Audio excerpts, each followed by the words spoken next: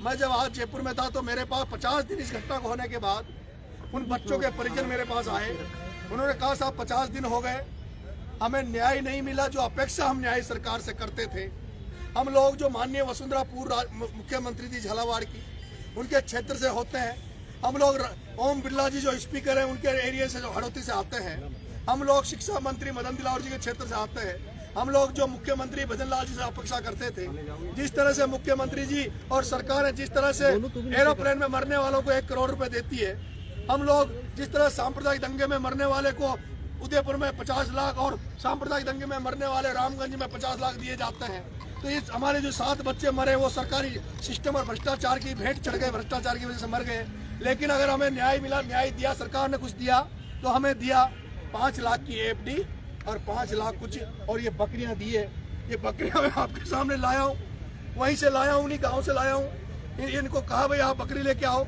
इन बकरियों को जो और जैसी घटना हो जाती है वहाँ संविदा में नौकरियां दी जाती है, पैसा दिया जाता है। लेकिन ये माननीय वसुंधरा राजे जी जो पूर्व मुख्यमंत्री थी, 10 बार से सांसद है, उनके क्षेत्र में इतनी दुखद घटना हुई और वहाँ दिया गया रोजगार के नाम पर, उनको मजबूत करने के नाम पर, उन भील समाज के, दलित समाज के, लोधा समाज के बच्चों के नाम पर, उनके परिजनों को दिया गया 5 बकरियां और 1 बकरा दिया गया। 5 बकरियां 1 बकरा दिया, जिसमें से भी एक जने को तो 5 बकरियां दी, उसमें से दूसरे दिन 1 बकरी मर गई।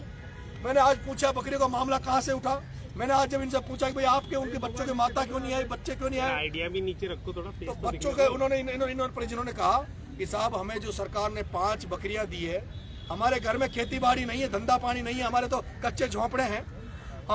हमें जो 5 बकरियां दी है, हमारी पत्नियां, हमारी जो महिलाएं हैं वो उन बकरियों को चरा रही है। उनको डर है कहीं बकरी इधर आ जाते और उन बकरियों को कोई चुरा ले जाता।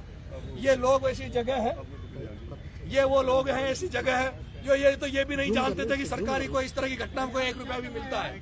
लेकिन जब नरेश मीणा ने जाके वहाँ कहा कि इन बच्चों को, इन परिजनों को 1-1 करोड़ रुपए मिलना चाहिए, तो उसके बाद इनमें कुछ चेतना आई, जागृति आई। उसके बाद ये लोग आए, यहाँ पे धरने पे बैठे हैं। धरने पे इनको संवेदनाओं के लिए, इनको श्रद्धांजलि के लिए, इनके न्याय के लिए हम लोग बैठे हैं। मेरी मांग है सरकार से इन बच्चों के परिजनों को 1-1 करोड़ रुपए दिए जाए। मेरी मांग है सरकार से इस पूरे मामले की न्यायिक जांच हो, ताकि न्यायिक जांच के कारण उस पूरे बेल्ट जो है 12 और झालावाड़ का जो बैकवर्ड बेल्ट है, उसके हालात सरकार के सामने आ सके। इसलिए मेरी न्यायिक मांग है। मेरी मांग है सरकार से, जो भी दोषी है, वो मास्टर दोषी नहीं थे, उन निर्दोष मास्टर को क्या दोष जो 2-3 साल पहले वहाँ लगे होंगे। स्कूल कोई 2-3 साल पहले थोड़ी बना है। स्कूल तो अभी बीजेपी की सरकार में भी मुझे नहीं लगता बना होगा। स्कूल तो पता नहीं कब बना है, कौन सी सरकार में बना है। लेकिन ये जो सरकारें आती है बदल जाती है, चाहती है बदल जाती है, लेकिन ये जो सिस्टम है, भ्रष्ट सिस्टम है, ये नहीं बदलता। इसीलिए आज यहाँ बैठे हैं, उन बच्चों को न्याय दिलाने के लिए बैठा हूँ।